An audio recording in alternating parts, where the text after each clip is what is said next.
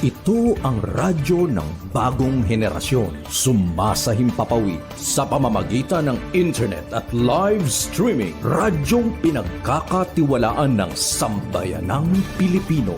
Mula noon hanggang ngayon, maghahatid ng pinakasariwang mga balita sa loob at labas ng bansa. Tatalakayin ng mga isyu ng bayan. Magbibigay ng public service at makikipagkwentuhan sa mga sikat. Mula sa puso ng Metro Manila, sumasahimpapawid live ang DZGG, ang radyo ng bagong henerasyon. DZGG is a proud member of the Philippine Online Broadcasters Association. Mga masugid naming tagapakinig at taga-subaybay, matutunghayan at mapapakinggan natin ang programang pinamagatang Mga Lihim na Kalatas tuwing linggo ng gabi. Layunin ng Lihim na Kalatas ay makapagbahagi ng mga kwento ng buhay ng bawat tao at makapagbigay ng inspirasyon. Maaari kayong magbigay ng mga reaksyon, kuro-kuro o suwestyon. Tulungan natin ang mga nagbahagi ng kanilang mahalagang kwento o istorya na magkaroon ng katahimikan at masagot kahit papaano ang mga katanungan sa kanilang isipay gumugulo. Maaari tayong makatulong sa pamamagitan ng inyong boses at komento. At ito ay pangungunahan ng ating tagapagsalaysay na si Miss Tani Capiral. Atin siyang makakasama tuwing araw ng linggo sa ganap na 8:00 ng gabi. Subaybayan at pakinggan natin ang mga kwento ng buhay at sa inyo ng DZGG. Inyo ito, dito, kayo ang bida. Isang programang pagtutulungan sa talipan ukol sa mga gawan, pagpapakaso at mamamahal sa barangay. Ang programang barangay ay pinarahan ng mga proyekto at pagpapatukan ng mga bagong programa sa barangay. Makikilala din dito mga opisyal na naglingkod at naghahangad magserbisyo sa barangay. Kaya, halina kayo, mga kabarangay, manood at kilatisin natin ang ating mga opisyal ng barangay. Samahan sina Rolly Bonyon at Boyet Guillermo sa kanilang 1 oras na programa mula 11:00 ng umaga hanggang 12:00 ng tanghali, tuwing Lunes hanggang Biyernes. Barangay in Action! Narito na ang mga pinagpipitagang host ng programa. Balitang Pilipinas Worldwide! Programang siksik na balita, komentaryo at serbisyo publiko. Ang mga balita ay tatalakay ni Boyet Guillermo, magbibigay ng puro-puro at paglilinaw sa likod ng mga balita na nagmumula sa sikat na tao. Sa bahagi ng Balitang Pilipinas Worldwide, hindi mawawala ang serbisyo publiko para sa mga kababayan na nangangailangan ng tulong. Balitang Pilipinas Worldwide. Narito ang kapagkakin balita si Boyet Guillermo.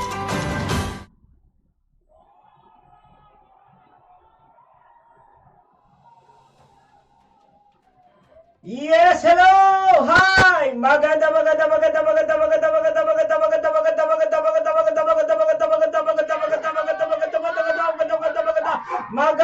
po, Luzon, Visayas at Mindanao! At higit sa lahat sa ating pong mga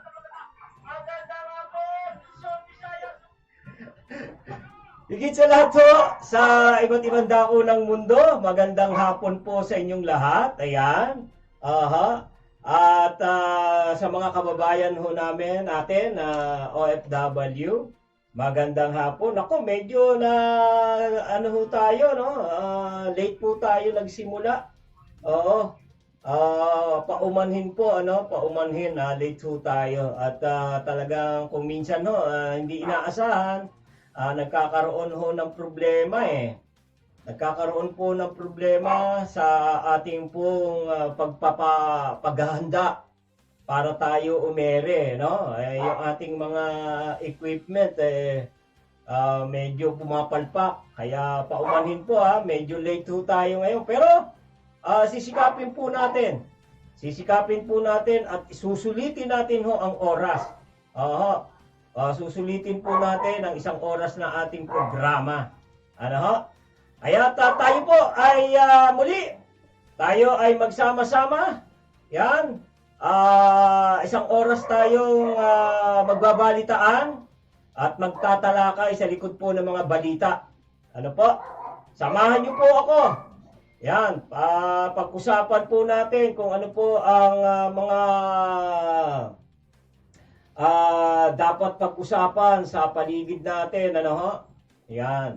At syempre, hello. Meron dumalaw na magandang anghel. May lumapag na anghel galing sa langit. Napadalaw rito sa DCW Broadcasting Studio. Yan. Alright. At ngayong araw na ito, ayan, araw po tayo ng Lunes, October 16. October 16, 2023. Araw ng Lunes, unang araw ng trabaho, pero ang mga estudyante, unang araw sana ng pasok, yung iba walang pasok, ano ho? Yung iba naman meron. Dahil transport strike daw ngayon. Transport strike. Yung ibang lugar ay maapektuhan, walang masakyan. Dahil ho sa manubela.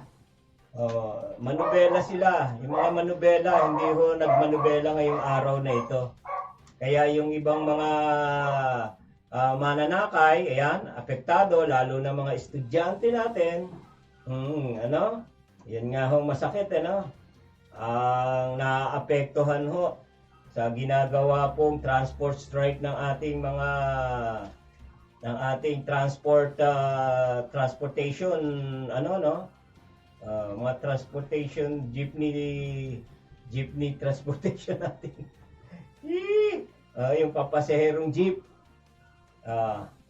ang naapektuhan sa ginagawa nila yung mga estudyante. Hindi nakakapag-aral, hindi nakakapasok. Yan. Tapos sila ay tatanggap ng ayuda, tatanggap ng subsidy, fuel subsidy, 6,500. Tapos ganyan ang ginagawa. Ganyan ang ginagawa. Basta't ginustong mag-transport strike, ayaw naman silang masyadong parusahan ng ating pamahalaan. Ayaw naman ho. Pero paano na lamang yung mga mag-aaral, mga estudyante, kung lagi na lang ganun ang gagawin nila. Ay, yan talaga ang buhay. Ang buhay natin. Yan ang buhay natin. Biruin ho ninyo, yung ating mga driver, mga jeepney driver, pag sila ay nag-transport strike, parang natitinag ang natitinag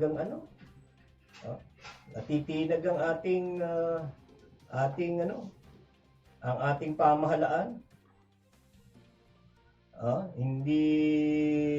Hindi ho sila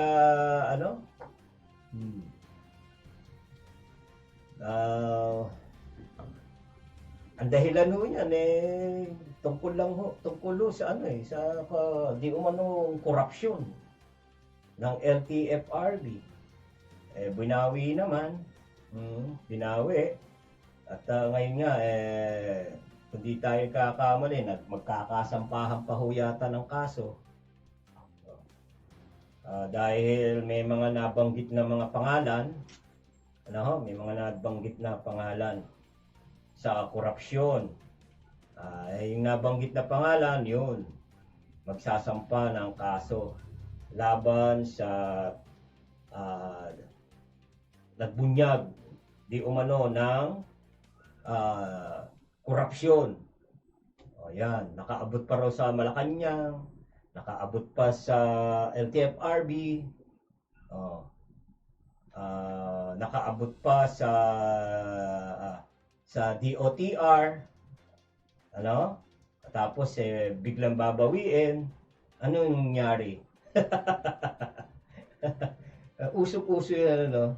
Usong-uso yung ang init-init sa simula, ang init-init ang init-init ng pagpapahayag.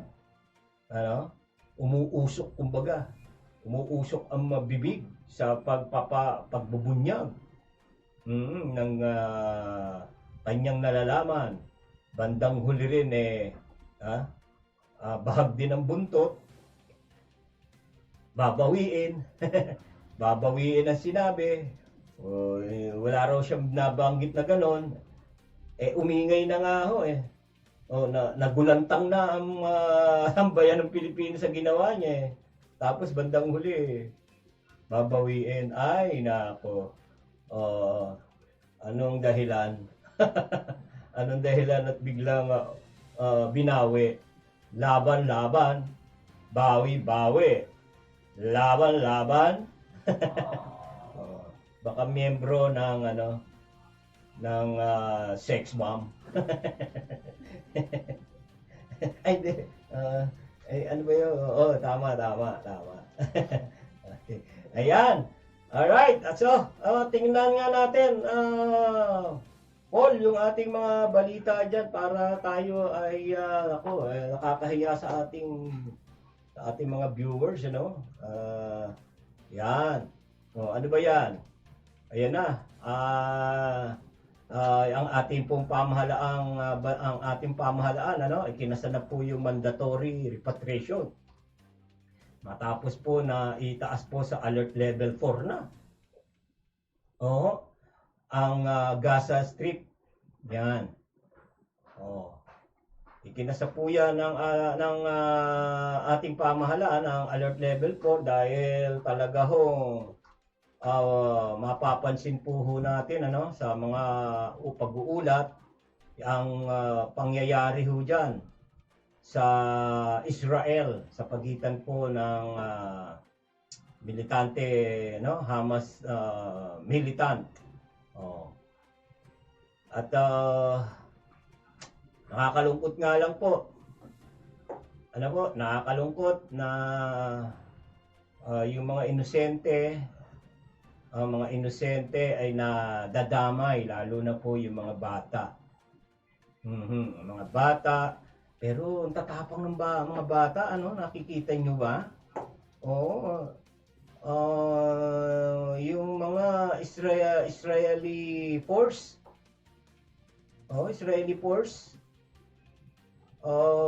inaano nila, inaaway.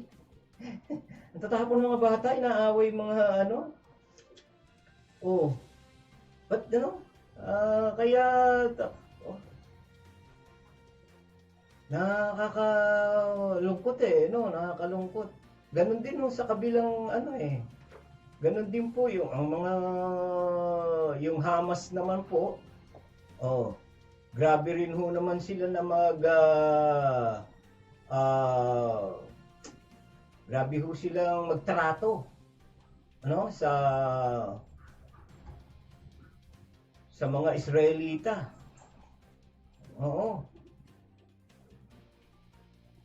Talaga naman na inaano nila, hino-hostage, tapos papatayin At katunayan kabilang ang Pilipino. Yan pong pagtaas po sa alert level 4, yan ay bunsod yan ng paghahanda ng Israel sa isang ground offensive. Laban sa mga militanteng Hamas dyan sa Gaza. At isang blockade at militarisadong teritoryo ng Palestinian. Nakakalungkot talagang isipin nagpapakita po na suporta ang iba't ibang mga bansa, ano ho, nagrarally. Pero ang layunin naman po ng pagkakaisa po ng mga kaalyado ho ng Palestine, ano, ay hindi ho para makigera. Ang layunin po nila ay mailigtas yung mga inosenteng tao.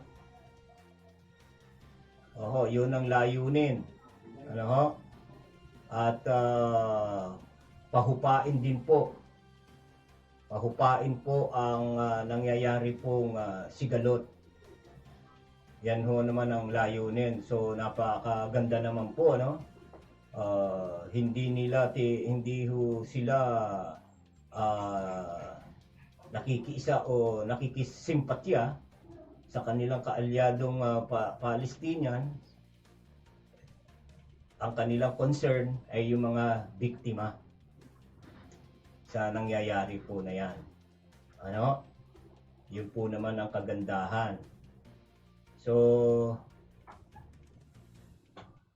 kaya sa pagtaas po ng alert level po dyan, sa nangyayari dyan sa pagitan po ng militanteng grupo ng Hamas at saka Israeli forces, ano ho,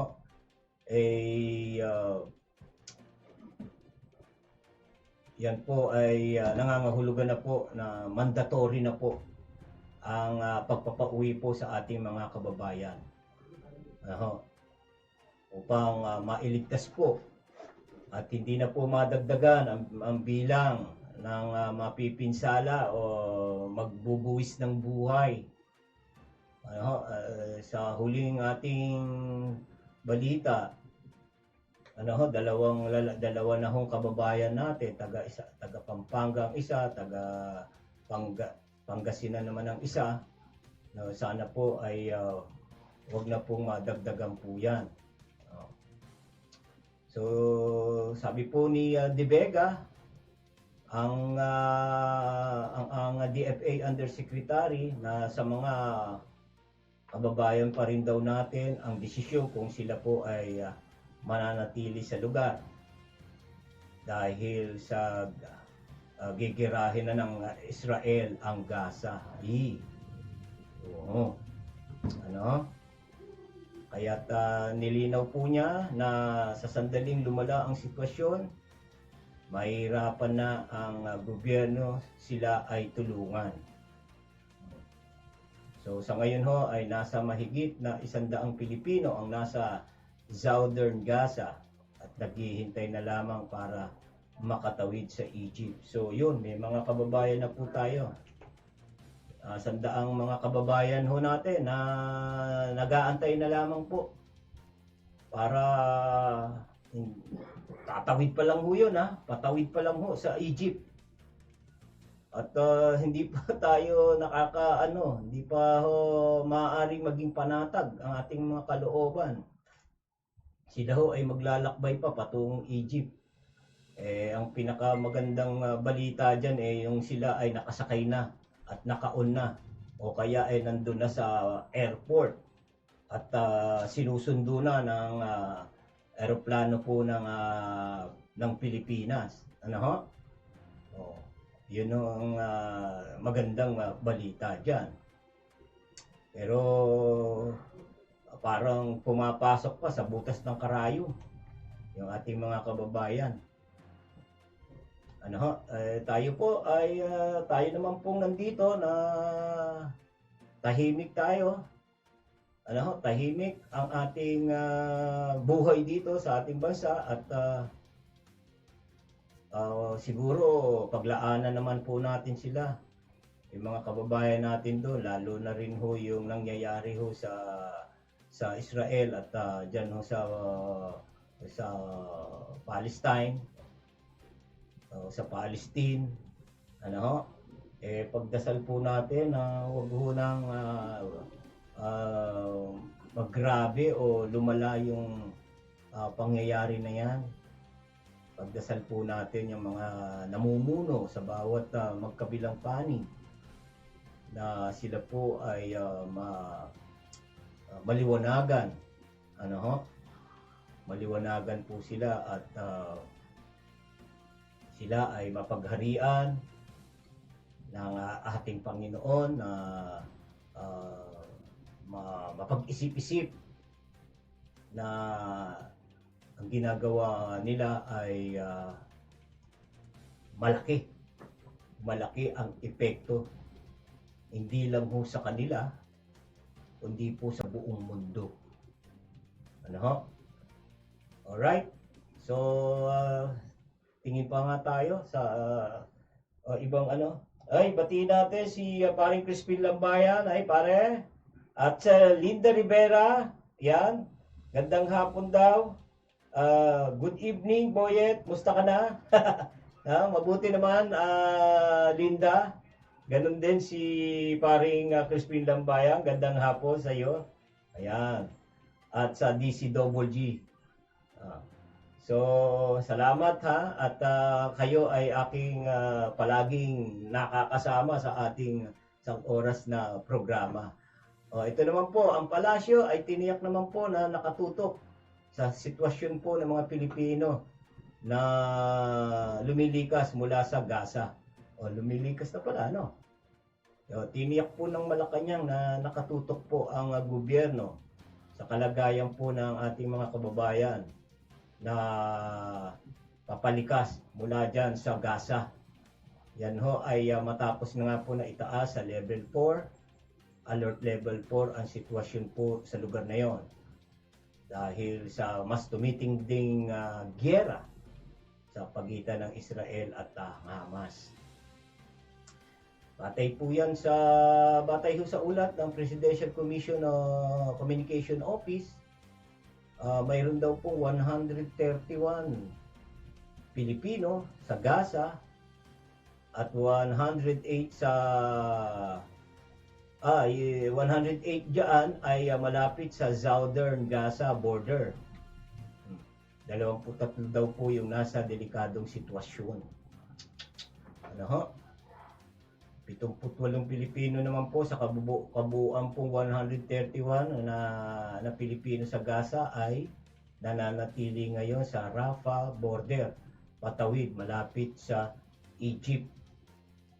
Ayun, no? Kasalukuyan na ho, no? Na tinatahak na ho ng ating mga kababayan ang panganib sa kanilang paglalakbay, sa kanilang paglikas at pagtakas sa kaguluhan po sa pagitan ho ng Israel at ng Hamas. Nawa sila po ay malihisan ng mga pagbagsak po ng bomba or ng ligaw ng mga bala. Ano ho? Dalangin po natin yan sa ating Panginoon na sila ay makatawid at makarating sa kanilang ligtas na patutunguhan ang ating mga kababayan na yan. So, panawagan po ng palasyo sa publiko na huwag po magpapakalat ng anumang mga hindi kumpirmadong ulat. Sa halip ay ibatay lamang ang impormasyon sa mga advisories na inilalabas ng mga ahensya ng pamahalaan. Yan. At ano na rin ho? Marami rin ho kasi na sa social media, no? Pinopost yung mga kaganapan po dyan sa sa Israel. Pinopost yung bakbakan, kaya medyo yung pananakit, pinopost, kaya parang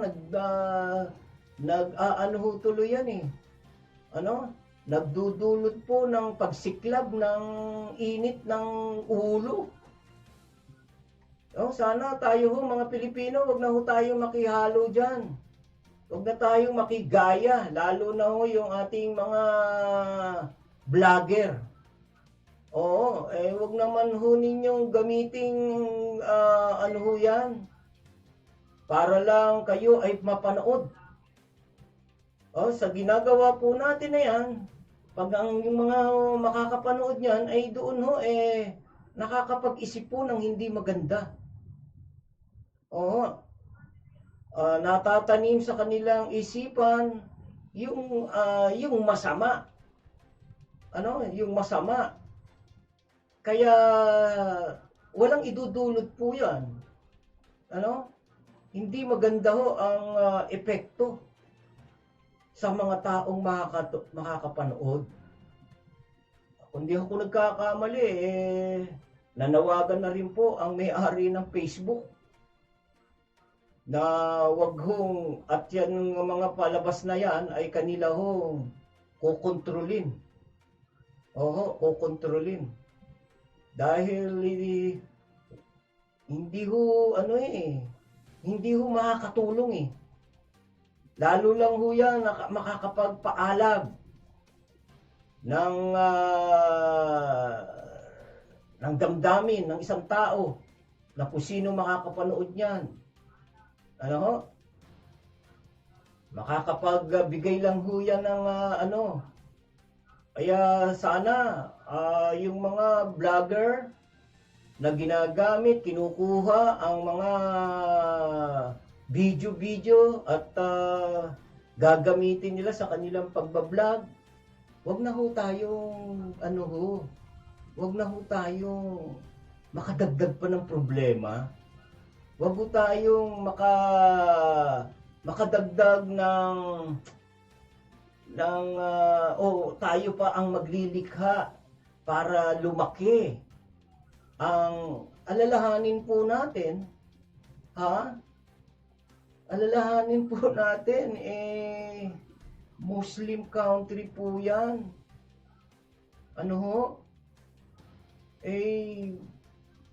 Nakakatakot po pag lalo pa hong lumaki. Kaya sana, mga kababayan, yung mga mahihilig na magpo-post, ginagamit ang video para sa kanilang vlogger, sa kanilang vlog para lang mapanood at dumami ang kanilang manonood, wag na ho tayong please lang, alalahanin po natin, baka ho lumawak. Oo nga, ang dami ngang nanood sa iyo. Di ba? Sa ganda ng sa iyong mga vlog na yan. Wala ka naman doon pero nakakuha ka ng video. Saan mo kinuha yung video? Yan ho sa industriya po ng broadcasting pinagbabawal ho yan Yan ay copyrights. Lumalabag po kayo sa intellectual property rights na nangunguha kayo ng video na may video. Nangunguha kayo at nang ginagamit nyo.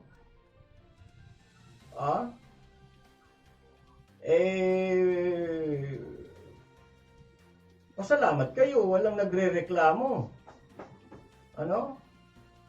Walang nagrereklamo, pero imagine, meron kang sariling video at wala ka naman sa area at hindi ka naman nag-cover.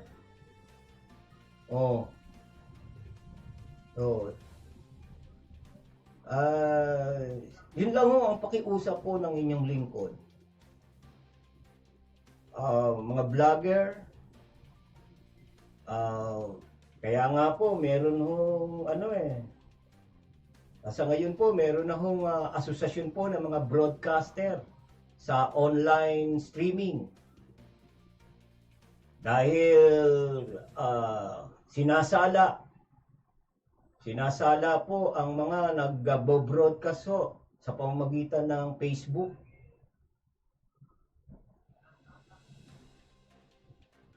Kaya kayo,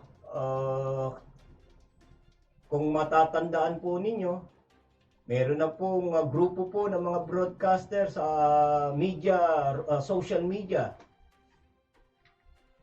Mga namumuno ho dyan, meron ho silang kinasuhan na dahil nagpalabas ng hindi karapat-dapat at ang kinasuhan ay isang vlogger. Dahil hindi ho maganda na ipinapakita ho ninyo, iba na. Oo, iba na po ang ipinapakita ho ninyo. Nawawala na ho tayo, wala na yung code of ethic ho sa Siguro naman ho, nabalitaan ho ninyo at na alam nyo kung sino po yun. Oh? So, yan. Sige po, at tayo po ay dadako na po sa ating pong ikalawang yugto ng ating programa. Yan. At titingnan lang ho natin to. Oh. Yan, ha? Okay. Ano? Okay, Ayan.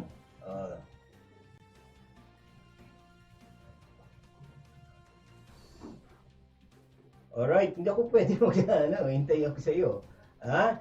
Okay, dako na po tayo sa ating ikalawang yugto ng ating programa. Narito na ang ating mga ulo ng balita.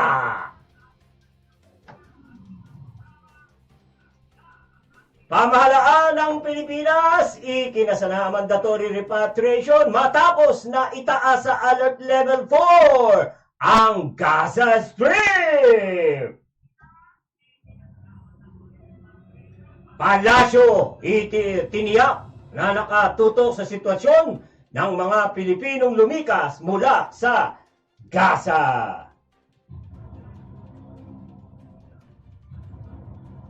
Food Stamp Program, idiniklara ng Malacanang bilang ng flagship program ng Marcos Administration. Mga leader ng iba't ibang partido sa Kamara, ikinalungkot ang mga pahayag ni dating Pangulong Duterte.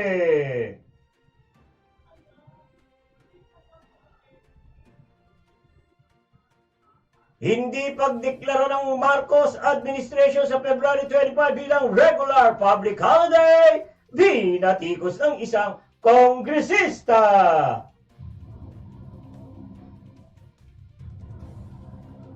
Confidential fund ng Office of the President, pinatatanggal ng Gabriela party list para ilipat sa social services. O di ba wala nang ang confidential fund?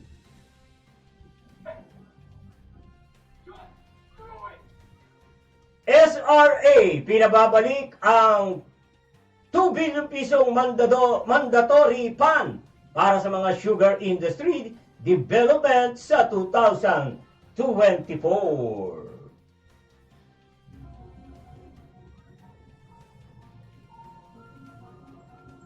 MIAA at CAAB naghahanda na sa pagdagsa ng pasahero dahil sa papalapit na barangay at SK election sa Undas. DILG nagpasalamat sa Magnificent Seven sa hindi pagsali sa transport strike.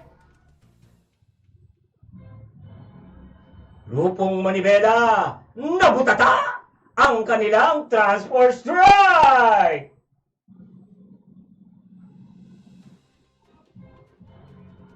Israel military naglabas ng aerial video ng pambobomba sa Gaza.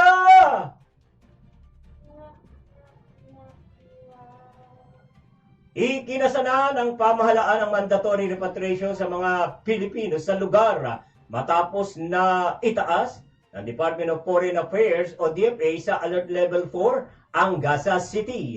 Ang pagtaas sa Alert Level 4 sa Gaza City ay bunsod sa paghahanda ng Israel sa isang ground offensive laban sa mga militanteng Hamas sa Gaza, isang blockade at militarisadong teritoryo ng Palestinian.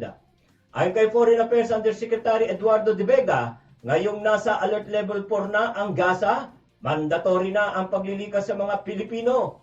Dagdag pa ni De Vega, nasa mga kababayan pa rin natin ang desisyon kung mananatili sila sa lugar dahil gegerahin na ng Israel ang Gaza. Nilinaw ni De Vega na sa sandaling lumala ang sitwasyon, mahihirapan na ang gobyernong sila ay tulungan.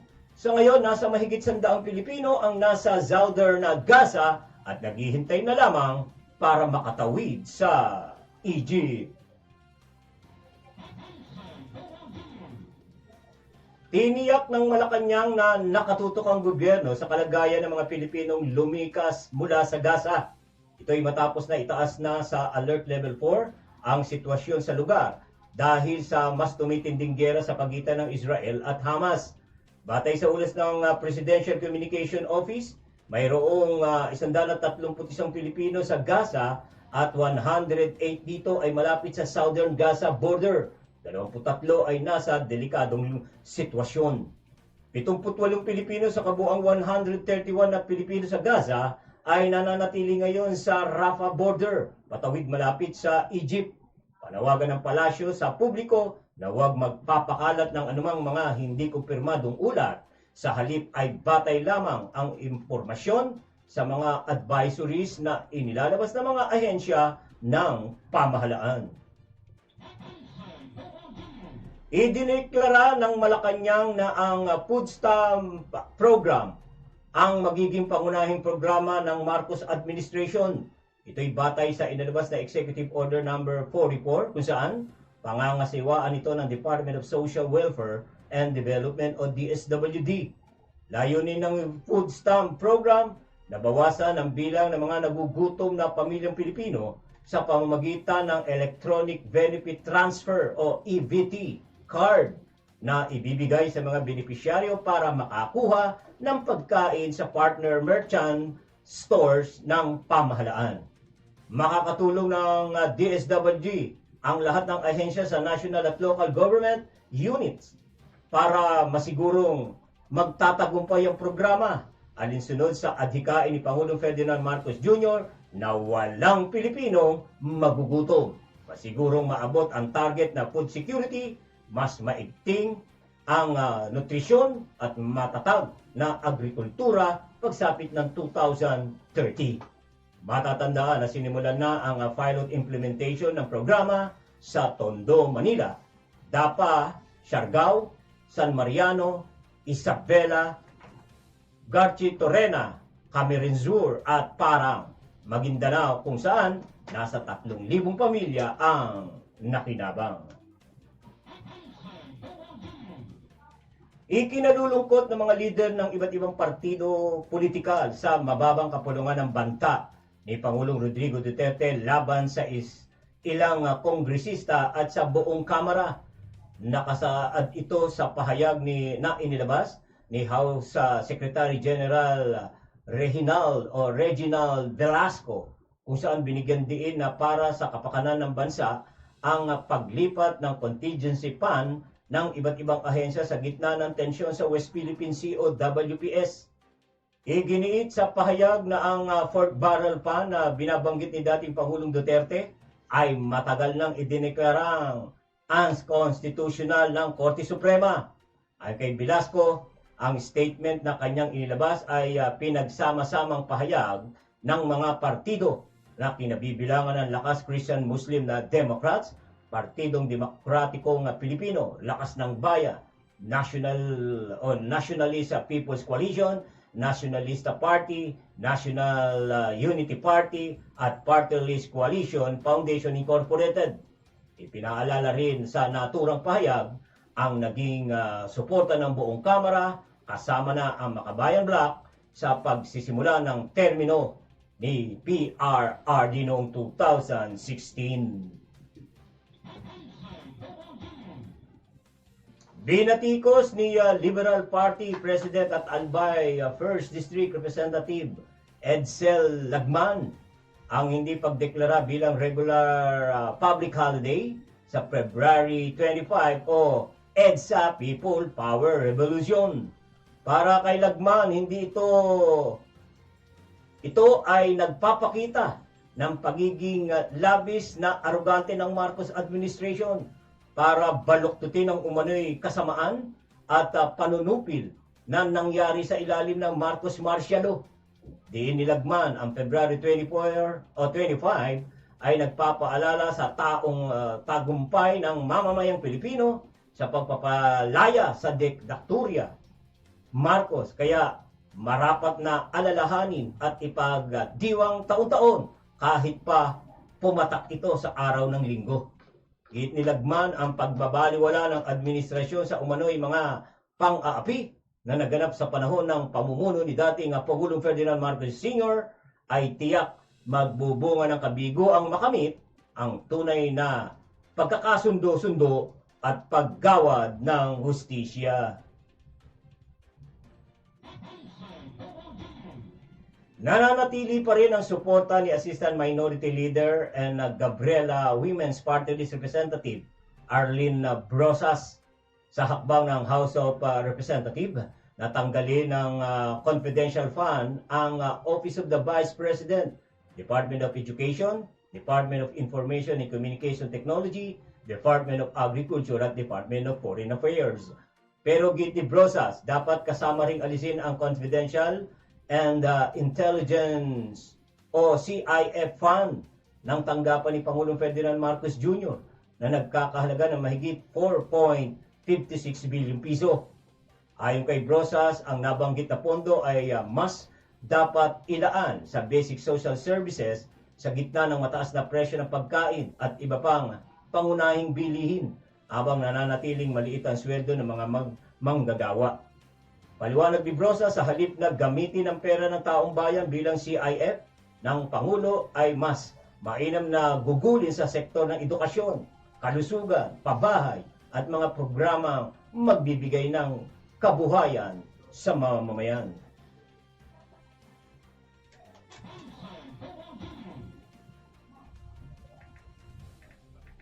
Alright, tatanggap tayo ng pagulat mula sa labas ng ating himpilan. Bagong Regional Director ng Region 4A, binigyang halaga ang mga media.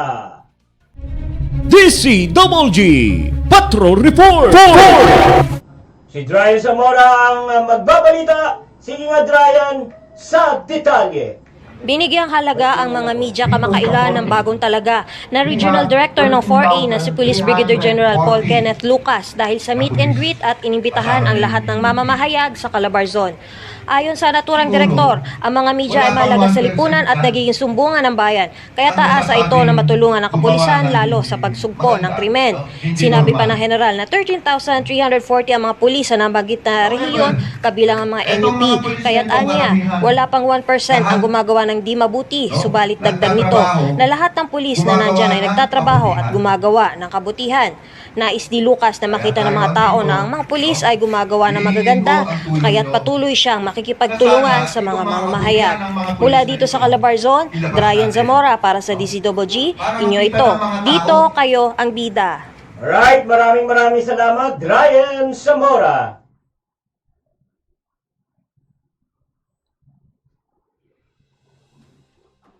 Isinusulong ng Sugar Regulatory Administration o SRA ang pagbabalik ng buong 2 bilyong pisong mandatory fund para sa Sugar Industry Development Act o SIDA program sa 2024. Ayon kay SRA Administrator Pablo Luis Ascona, kapag dinoble ang pondo mula sa 1 billion piso sa 2 billion piso, madodoble din ang pondo para sa black farms at socialized credit na malaking tulong para sa mga land reform na beneficiaries. Sa ilalim kasi ng SIDA program, maglalaan ang pamahalaan ng 2 billion piso kada taon para sa mga programa na layuning maitaguyod ang competitiveness ng sugarcane industry. Gayon din para mapalago pa ang kita ng mga magsasaka at farm workers. Subalit sa ilalim ng panukalang 2024 National Budget, ang inaprobahan lamang para sa SIDA ay nasa 1 billion piso, nabawasan mula sa 2 bilyong piso dahil hindi pa na utilize ng buo ang taunang pondo. Ipinaliwanag ng SRA Chief na ang 3 taong pagkakaantala sa pagbili ng 500 million piso halaga ng sugar machinery at equipment na ilan sa mga dahilan ng pagtapyas ng alokasyon para sa SIDA programs. Sa kasalukuyan, 50% ng SIDA fund ang nagugol na para sa konstruksyon ng farm to market road, habang 50% naman ang nakalaan para sa research and mechanization, socialized credit, black farms development at scholarship. Naghahanda na ang Manila International Airport Authority o MIAA at ang Civil Aviation Authority of the Philippines o CAAP sa pagdami ng pasahero mula sa huling bahagi ng Oktubre hanggang sa unang bahagi ng Nobyembre dahil sa papalapit na barangay at sangguniang kabataan eleksyon o BSKE at UNDAS. Sinabi niya MIA Officer in Charge Brian Co na daily passenger traffic sa panahong ito ay maaaring lumampas sa 130,000 na mas mataas kumpara sa naitalang 94,000 pasahero noong nakarang taon at kabuang 945,156 para sa buong 2022 UNDAS season.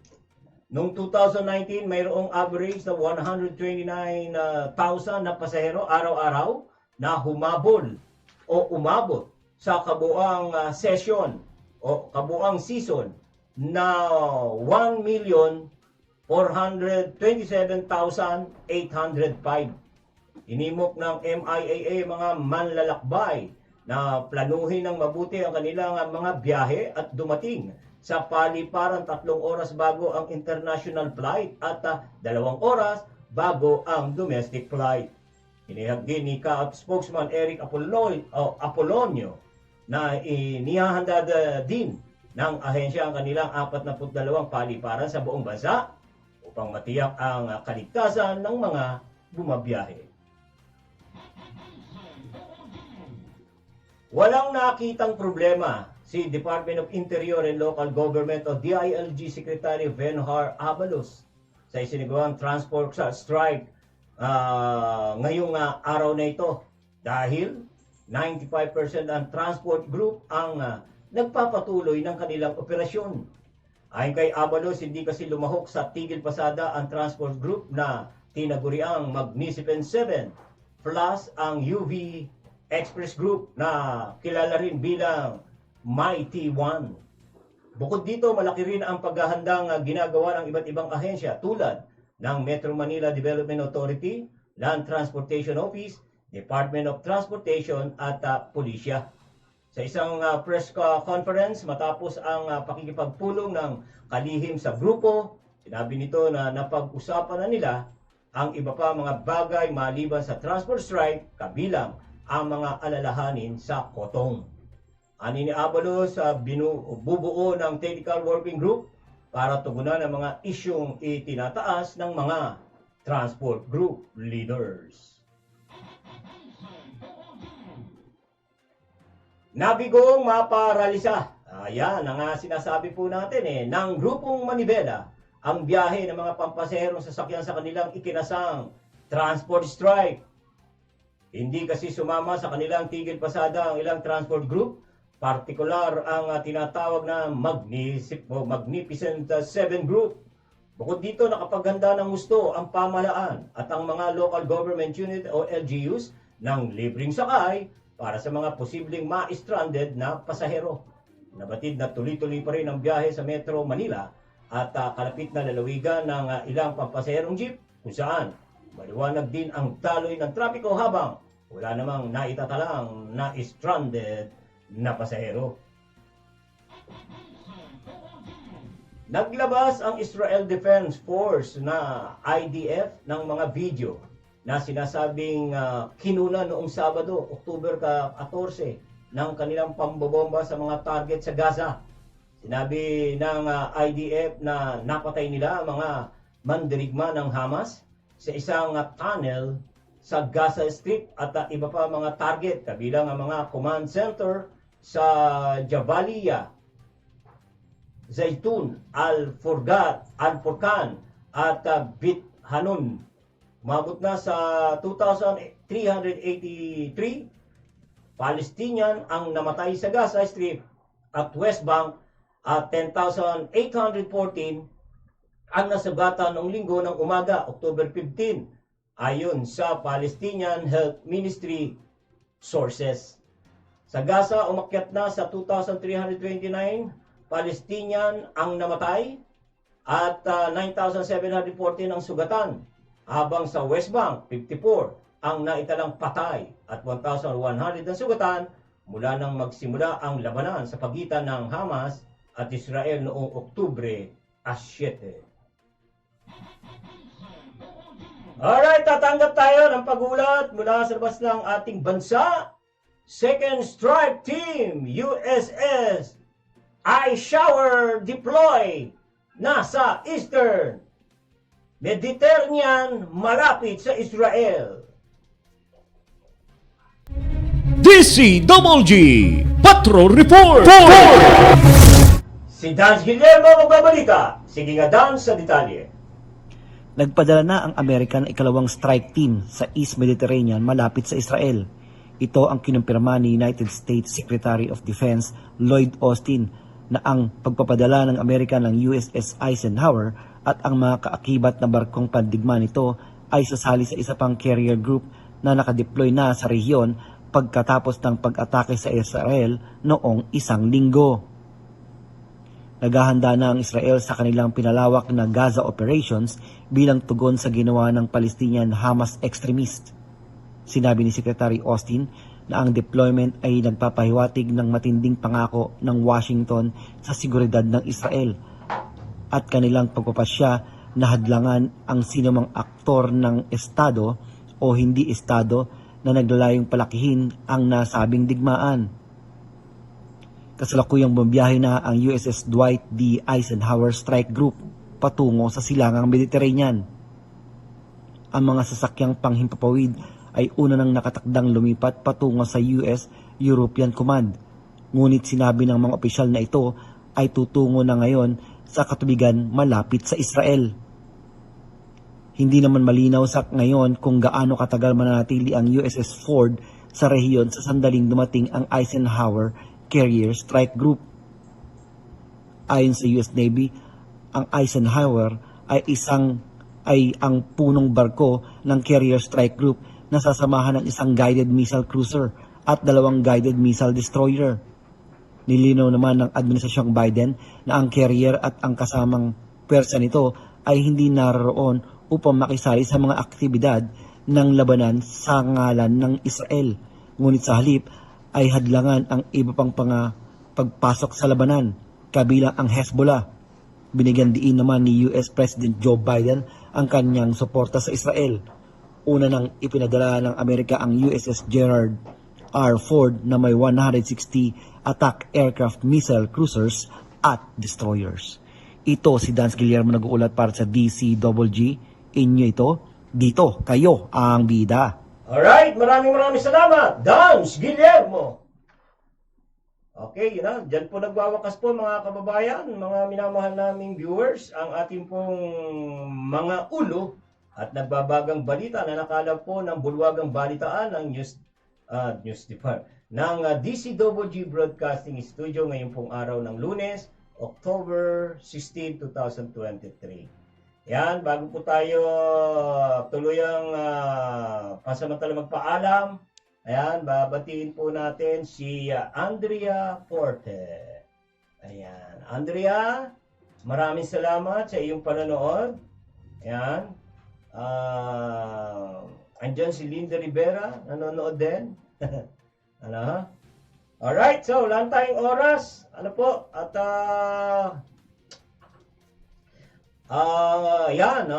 ako po ay magpapaalam na ho, pasamantala at bukas po. Maraming hong salamat sa inyong lahat. Sa lahat po ng mga nanood sa araw na ito. At syempre, ako po ay nagpapasalamat sa ating pong poong may kapal, sa kanya pong walang sawa pong subaybay, paggabay, sa DCWG Broadcasting Studio. Higit sa lahat, ang pagbibigay po sa akin ng pagkakataon na makapaglingkod sa sambayan ng Pilipino sa pamagitan po ng paghahatid po ng mga sariwa at nagbabagang balita, impormasyon at serbisyo publiko. Lord, salamat po sa inyong magandang pagkakataon na pinagkaloob na ito sa akin. Ayan. At tayo po ay 70 days na lang before Christmas. Yan, alright. So, sa ngalan po ng aming News Director, June Ariel, sa technical side naman ay si G. Laureño at John Paul Destura. Ako naman po si Boyd Guillermo, pansamantalang nagpapaalam ng taga-anyaya. Bukas po muli, alas 11 hanggang alas 12, ang programang Barangay in Action at sa bandang hapon, alas 5 hanggang alas 6, ito pong Balitang Pilipinas Worldwide. Muli po, tayo po ay magkapanooran at magkita-kita. Yan, magkita-kita sa ating pong page. Maraming salamat po sa inyong lahat. Magandang gabi. Diyos mabalo sa inyo gabos. Ang DCWG, inyo ito. Dito, kayo ang bida.